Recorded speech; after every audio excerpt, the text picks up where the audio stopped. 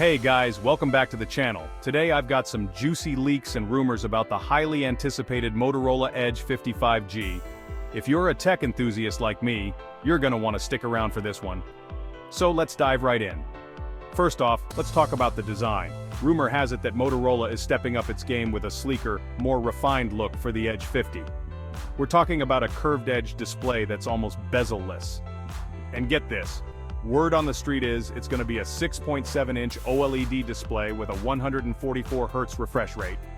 That's right, buttery smooth visuals. Now, onto the camera setup. The leaks suggest a triple camera array on the back. The main shooter is rumored to be a 108MP sensor. Yep, you heard that right, 108 megapixels. Alongside that, we might see a 16MP ultra-wide and an 8MP telephoto lens. Perfect for all you mobile photographers out there. Under the hood, the Edge 50 is expected to pack some serious power. We're looking at a Snapdragon 8 Gen 2 processor, paired with up to 12 GB of RAM and 256 GB of storage. This thing is gonna fly. Plus there's talk of a 5000 mAh battery with 65W fast charging. So you'll be able to go from 0 to 100 in no time. But that's not all. Software-wise, it's likely to come with Android 14 out of the box, with Motorola's light skin on top. Clean, fast, and efficient. Now, let's talk about connectivity. As the name suggests, the Motorola Edge 50 will support 5G.